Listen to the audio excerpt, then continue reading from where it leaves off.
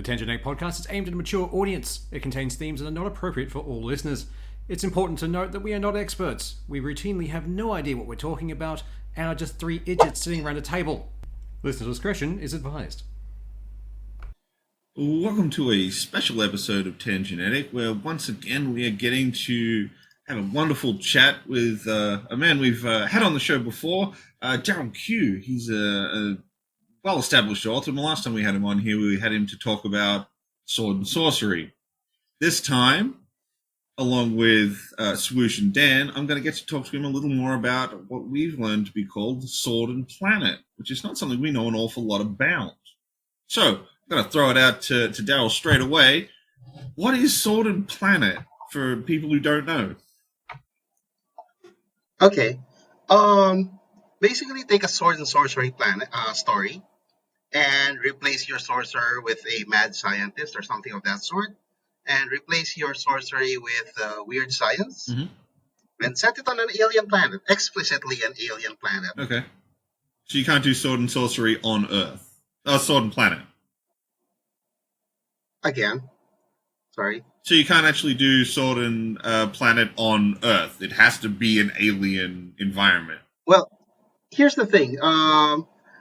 The Warlord series by Mike Grell kind of skirts the boundary there because he set it inside the Hollow Earth, and he made it an alien enough environment that it feels like a Sword and Planet story. Okay. Because the essence of Sword and Planet is that the setting is something you would not imagine on Earth itself. Yeah. It's either, for example, Warlord has the Hollow Earth, with dinosaurs, with Atlantean civilizations, with visiting aliens, etc., etc. So that feels quite different from a standard sword and sorcery or fantasy setting. So it's sort of getting it a little more out of the kind of, for lack of a better way to put it, sort of mundane. You don't want to have it in a normal metropolitan city. It'd have to be a metropolitan city of this strange alien race or something like that. Make it feel more exotic. Correct. One of the hallmarks of the genre is that the setting is a character in itself, because it helps drive the character's actions. It helps drive their choices, the way they see the world, or the way they contrast, because very usually it is an Earthman, or in some newer stories, a woman who is brought to this alien setting, and they have to learn how to cope with it, how to adjust to it, how to survive in it, because the setting is almost always quite hostile. I did some looking into other stories that match this sort of style of story, and originally I thought like Flash Gordon and Buck Rogers and those style of stories. But the more I looked into it, the Guardians of the Galaxy, when he's taken off Earth, almost fits into this as well. There's a whole heap of more modern media that I didn't realize fits within this genre. And it's like, sort of blew my mind a little bit. Star Wars also fits within this. Yeah, Star Wars does. Yeah, because we sat around trying to figure out if we've actually had a good bit of it before, just without realizing. But there's a few that popped into my head a while ago. I just can't remember them off the top of my head now. But Treasure Planet was one of them. That seems to fit pretty well into the Sword and Planet, thing there. What other ones would you say? Meshes somewhat with Sword and Planet because of the swashbuckling action. But usually with Sword and Planet, the action is confined to a single setting, which is that alien planet. And there is little or no space travel. Okay. If ever there is, it's usually at the beginning and or the end, just to get the character to the setting. Yeah. And then afterwards, there is a reason they cannot get on a spaceship again. So, for example, in the Brackets Skate series, the protagonist, Eric John Stark, is stranded on the planet Skate and doesn't get to leave it until the end of the trilogy. Fair. Would John Carter be considered a Sword and Planet? The original. Oh, definitely. In fact, it's considered the seed of the genre. Oh, okay. That's brilliant. Yeah. That's pretty good. So you're referring to the movie, right? Yeah, I've seen the movie. I'm trying to find a decent copy of the book somewhere, or the audiobook version, but I haven't found anything at the moment. It's probably something on Audible. Okay, yeah. I believe the Burroughs Estate has reissued the books. So, Oh, excellent. Brilliant. yeah, you should be able to find them. Yeah, in better editions now. Nice. Be keen to look through Yeah, those. liking the I Michael also Whelan looked covers, in though. another book series that we all enjoyed that fits well within this genre is Red Rising. Oh, yeah, Falling true. within that fits within it quite well. So I don't know if you've ever heard of that series, but it... Yeah, I haven't seen Red Rising yet. In terms of modern media, yeah, Flash Gordon, Star Wars, Of course. especially the prequels, Episode 2, that sequence on that insect planet where they were in the arena. Yep. That's very Sword and Planet. Yeah. Somehow, what Edgar Rice Burroughs did, among the things that he popularized, among the tropes that he popularized, was that there will always be gladiator fights. Yeah. All right. It's like every shonen anime that has arena to have a scene is tournament. right there. Yeah, I actually did notice that is a recurring motif, is the hero being thrown into an arena at some point to prove themselves. Yep. When we were talking about it initially, there was one movie that popped into my head that was called Zardos, which was a very old movie with Sean Connery running around in essentially a mankini. And I was trying to figure out, is that just sci-fi or is that technically Sword and Planet? Because he gets on like a big head and flies off somewhere, and I think he eventually comes back at the end. But it's kind of somewhere in the middle of the genres. Yeah, they use a lot of guns more than they do swashbuckles. So yeah, but there are rumors in the Edgar Rice Burroughs forums. I think it was in Herb Scene that are speculating on whether that mankini he was wearing was modeled after the idea of a Barsoomian harness. Yeah. Yeah, because Edgar Rice Burroughs always described his characters as wearing a harness. Yeah. And it was never quite clear on exactly what it was. Was it just straps? Did it have lace? Was it armor? Was it just like a flight suit? Who knows? It's one of those fun things. I really hope it has lace. I'll do a redo at some point with a nice. Okay, I think we went off genre there. Be amazing. Okay. Have you yourself written any Sword and Planet works? Some, yes. I have one in Heroic Fantasy Quarterly. It's called Sworn Time on Maruzar. Mm-hmm. I have one in Matthew Gomez, Futures That Never Were. Mm-hmm. Fun. Called the Tomb Robbers of Maruzar. And I have 2 stories coming out in New Edge of Sword and Sorcery that are Sword and Planet. One main one, and then a bonus story that kind of popped out. Nice. And we've already unlocked it, as far as if I recall correctly. Yeah, it's already unlocked. Which I'm always like, your previous writings have been quite entertaining, so I'm looking forward to reading some Sword and Planet from you. So, Great.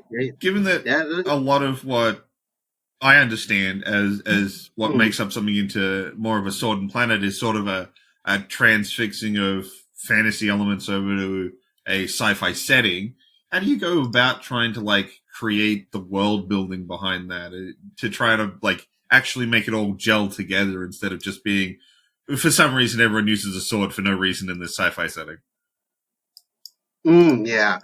So usually I rely on a world that is either where technology is either fallen aside by the wayside, or the technologies actually does not actually belong to the majority on that world. Like, for example, in the case of that Sean Connery movie, technology was monopolized by a certain very secretive sect, right?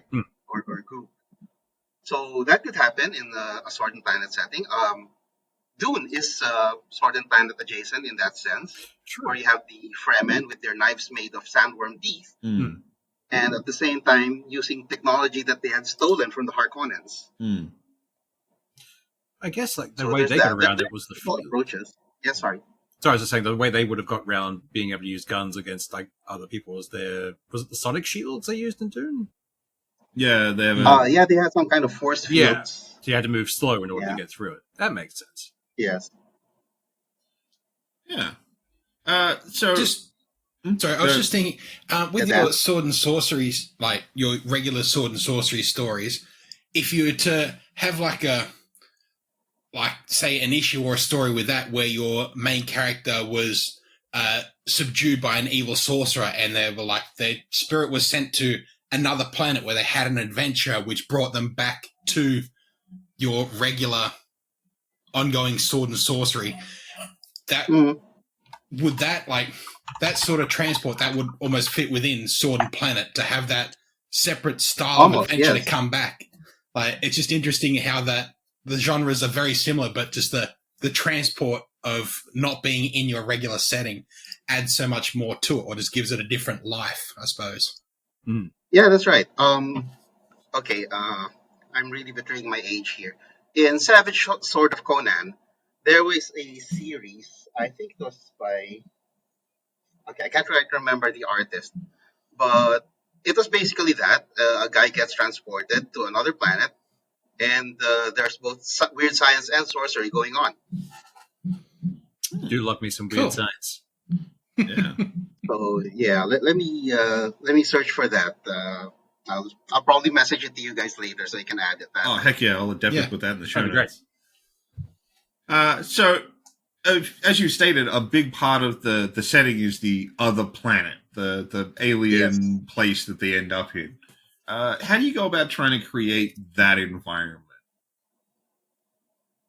Okay, I've had various seeds for ideas. I'll talk about the story that I did for Ness. Yeah. What happened there was Oliver was saying, okay, we'll sort of raffle off the planets or give the authors their choice. And so to prevent me from taking the 7th planet, he gave me Mercury. Yeah. Okay. And here's the funny thing, because I was talking with Oliver about this series even before he decided to go with it.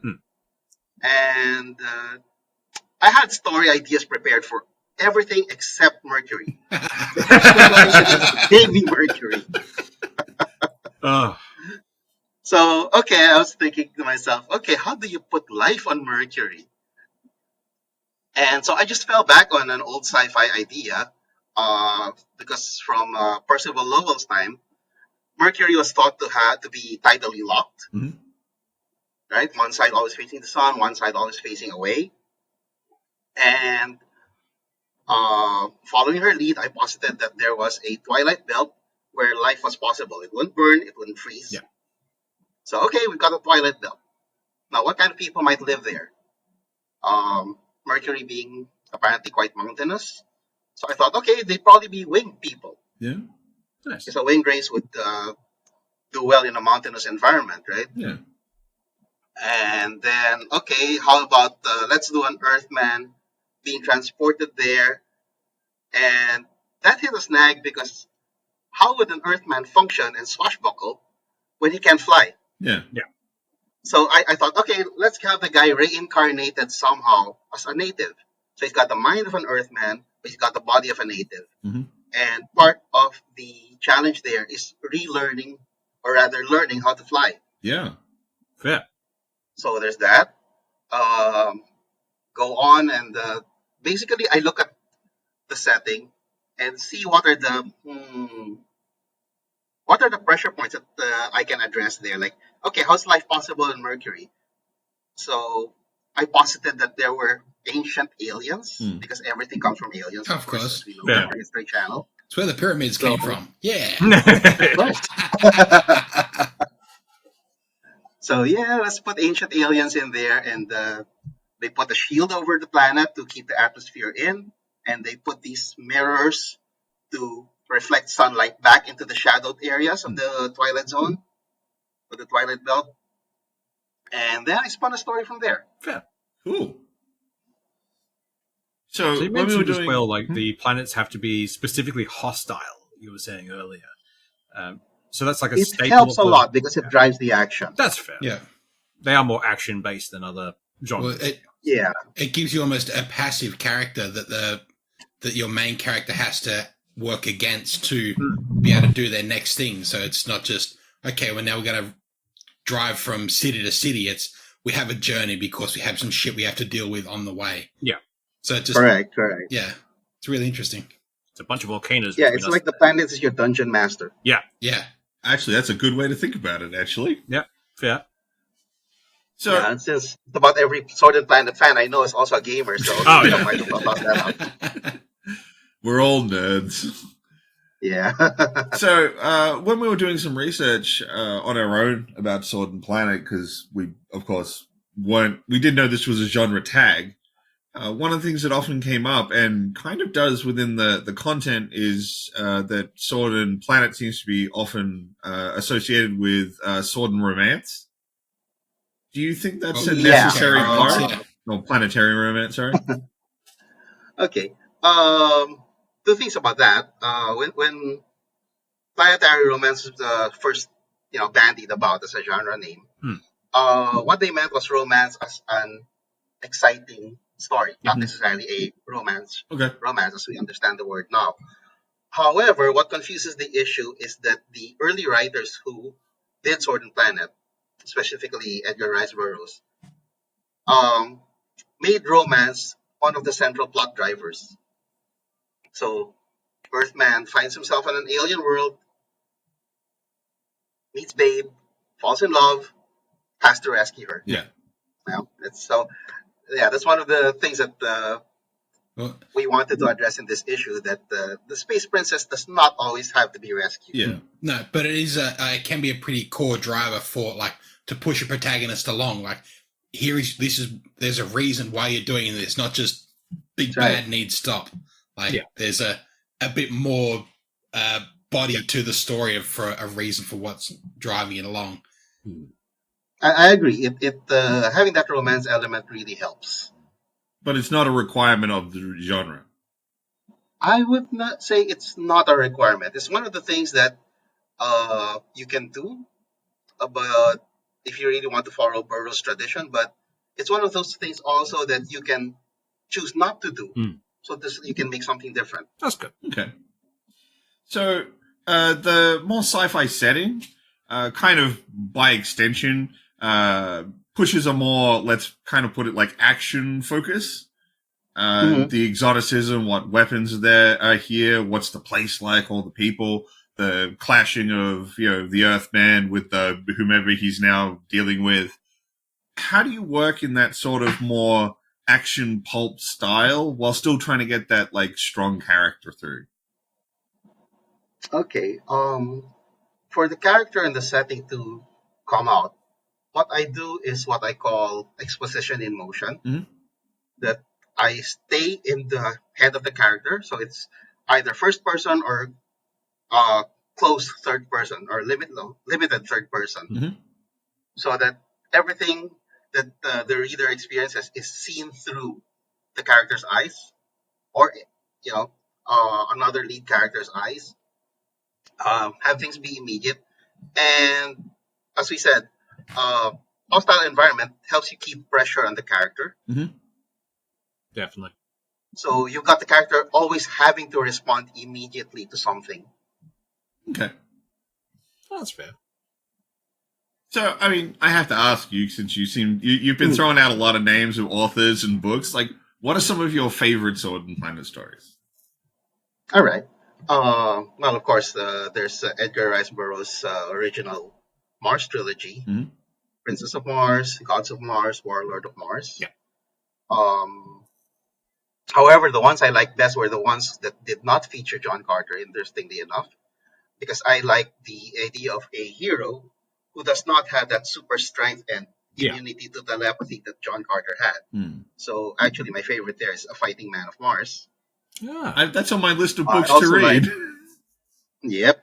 I'm going to really increase your TBR pile here. Oh, yeah. I also like very much S.M. Sterling's In the Courts of the Crimson Kings. That's a pretty recent one that was written, I think, late 1990s or early 2000s. And this one was both a homage to Edgar Rice Burroughs' tradition and something else. It's modernization that took a lot of Edgar Rice Burroughs tropes and inverted them. Ah, nice. So, for example, instead of the Earthman kicking butt, it's the Space Princess kicking butt. It's the Ocean Princess kicking butt. Oh yeah. Okay.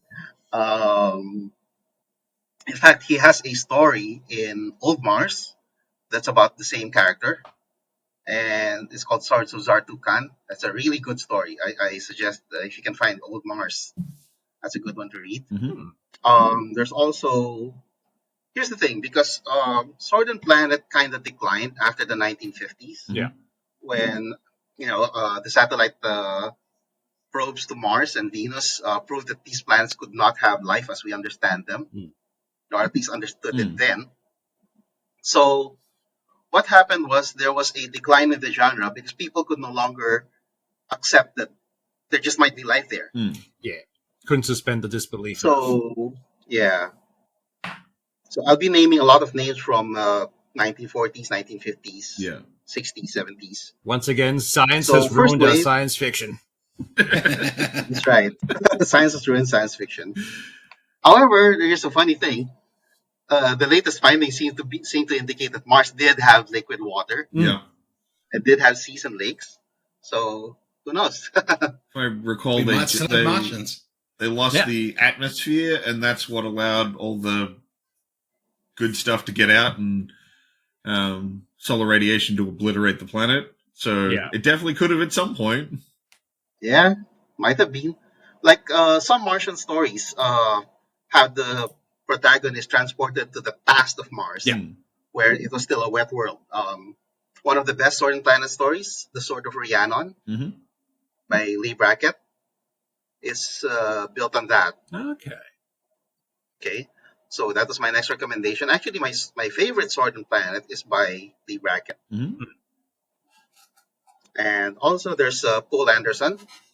Fire Time is peripherally Sword and Planet, but it's a really good book. When he was younger, he wrote quite a bit for Planet Stories. So there's Swordsman of Lost Terra. There is Witch of the Demon Seas, and there is The Virgin of Valkyrian. There's Otis Adelbert Klein's Mars and Venus series, which are both interrelated. Michael Moorcock himself wrote Sword and Planet. Oh, really? Queen of Old Mars. Oh, yes, of course. I remember that one.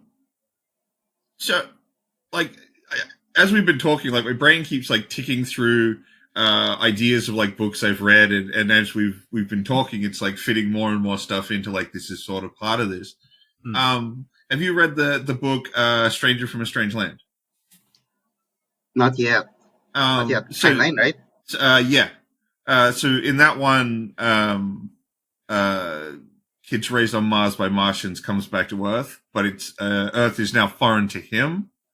Could that still sort of fit into the same sort of genre in, like, he's an outsider, not because he's on Mars, but because he was raised on Mars and has come back to a human location?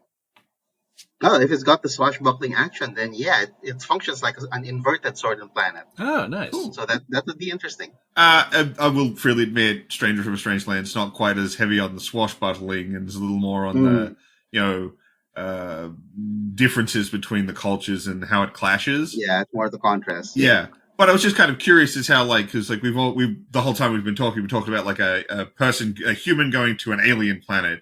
Can an alien come to Earth and have the same sort of adventure where it's all weird and new to them?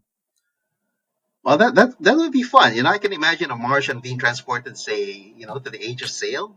Ooh, that would be good. Pirates in the Spanish Main. That would be interesting. That would be I want that book. That'd be very fun. So, just for a bit of fun, if you could be put into any sword and sorcery setting, including your own, if you so choose, which one would? Oh, sorry. I keep saying sword and sorcery because it's the one I know. Sword and planet setting. I'll just say sword and sorcery in space. Yeah. Sword and sorcery in space. Story, setting. Which one would it be? Oh, that's interesting. Because sometimes your favorite stories aren't the best places to go. Yeah. Fuck. I love Doom. I don't want to be in Doom. Exactly. Yeah. I like Barsoom, but I don't think I do very well in Barsoom. Yeah.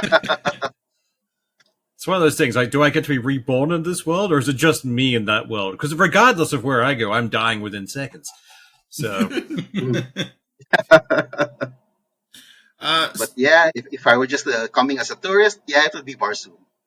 Fair. That's pretty cool. So, is there any advice you'd give to any aspiring writer who wants to get into writing Sword and Planet? Well, as with anything, read a lot of it. Of course. And then, yeah, the 800-pound gorilla in the room is, of course, Edgar Rice Burroughs. Yeah. So, of course, there were other writers, but he set the trends. Yeah. So, read on Burroughs, read Klein, read at least a few of Kenneth Bulmer's Kragen or Scorpio series. Mm-hmm. That is a 52-book series. Ooh, holy Christ! Something. Yeah, 52 books. Jesus. Nice. That's a commitment. Only 30 plus were published in English. The rest were in German. Fair. So he had a bigger following in Germany for some reason. And they're seeing English translation only now. So yeah, read those. And then, take off from that. Use that as a springboard. And, think of what you can do differently while maintaining, the core of it, which is the alien planet and the swashbuckling action. Yeah. I mean, we brainstormed one just 2 minutes ago. Alien in the time of sail. Let's go. Yeah. I expect this in the next issue. It'll be great. You can have that one for free. Right, so I've run through my set of questions. Is there anything you'd like to ask Swoosh or John Doe?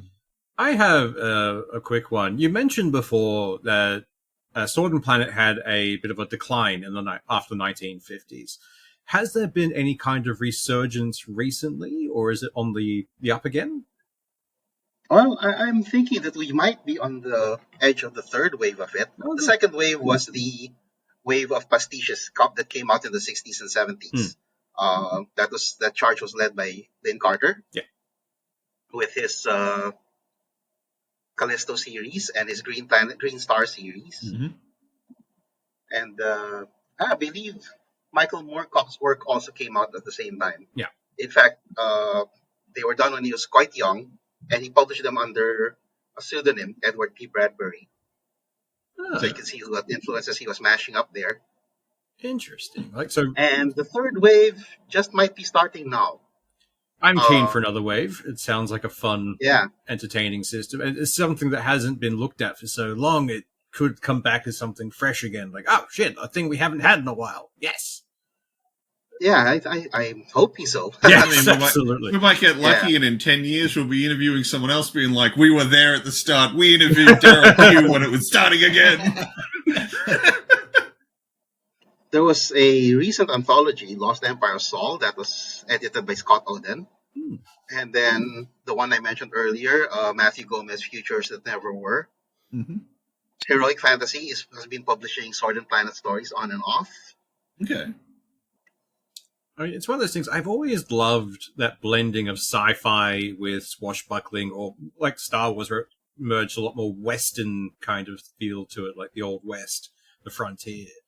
It's a fun thing to mash up, a high, science fiction setting, but on a frontier or on a old planet that is now, struggling through its death throes.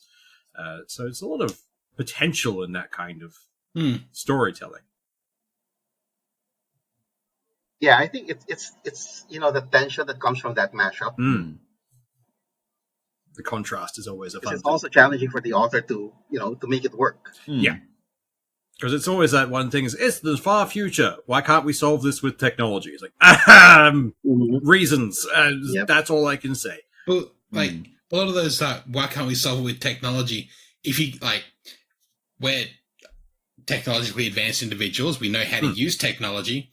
But if we got thrown back to medieval, I couldn't build a fucking phone. I couldn't build any more modern technology than I can swing a stick. We would sound like madmen. Meant to work, but We would sound insane trying to explain the future. Like, in the future, there is a box that's really cold. It keeps your food safe. Like, how does it work? Electricity. It's like, what's electricity? Shit. Yeah. Getting a minutia. Like, a computer is basically a rock we made think with electricity. Yeah. And now AI just gets depressed, so we've gone full circle. Well, if you guys don't have any other questions, I'll open the floor up here to you, Daryl. Is there anything you'd like to finish up with? Plug. Floor is yours. Anything else, guys? Do you have any social media you want to put out there, just in case people listening can find you, find where to find your stories, that kind of stuff? Or Yeah, I'll type up my blog here. Wonderful. Because I shared the excerpts from my works in progress. My wife likes to call it my magnum opus. I like that one. That's a good one.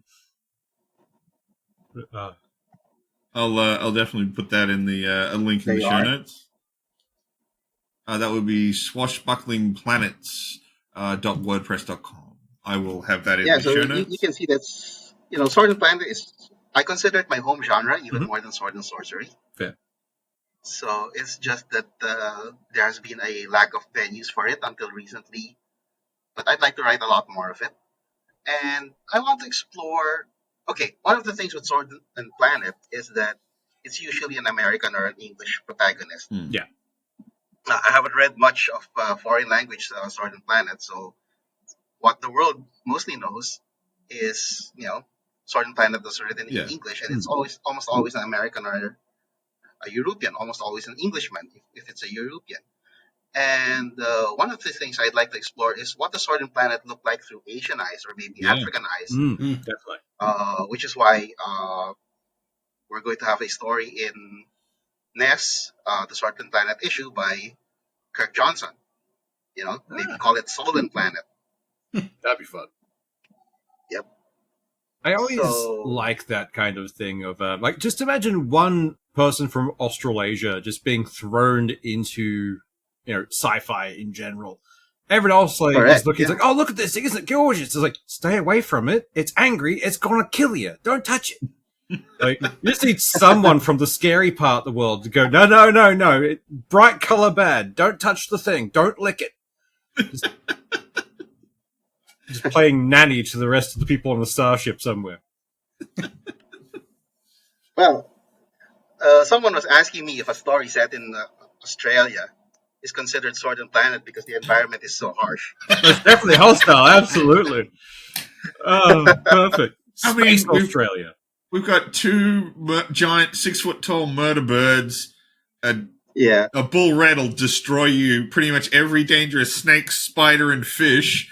We have funnel webs, which we then found the evolved version of them. Oh, yeah. We found a bigger version of the funnel web spider, which we decided, in the most Australian way ever, to call the big boy. Yeah. We can't be trusted to name anything. It's one of those points. I think it's why you don't get off-planet stuff from the perspective of the Australians, because we've already lived it, so it's not new to us. Well, all I want is... Okay. That will be interesting. Yeah. I think that's because that falls under its own genre of that HFY, that humans fuck yeah. Yeah. Because it's usually a human that goes to a planet that goes, oh yeah, let's just do a thing. Let's touch everything. Touch all the bright colors. Oh. All right. I don't think we have any more questions. You plugged your blog. I think we'll wrap things up. As always, it has been an absolute delight to talk to you again, Daryl. Thank you very much for coming and speaking to us and teaching us about Sword and Planet. Like I said, we didn't really know an awful lot about it, so your patience in answering our questions is much appreciated. Honestly, I didn't even know this was a genre until we were looking into it further. Like, oh, okay, this is actually in depth. I like this. Didn't know it was a genre and didn't realize how many things fit into that genre. But I started looking in, I was like, holy fuck, I'm actually already a fan of this genre for the amount of content I've already consumed and didn't even know. The only problem is that's right. You've introduced 3 guys with ADHD to a new genre of book, so we may disappear for a month at this point. Just reading random shit. Come back as experts on the very few things left of Sword and Planet. Great. Like I said, it just Well, a means lot in of 10 modern years. stuff was inspired by it. Mm. You know, Star Wars. Yeah. Point your finger at the biggest thing in the room, and Star Wars. Always fun. Right. Like I said, I think we'll wrap that up. All right. Everybody have a good one. It's good seeing you Okay, again. thanks. Bye. See ya.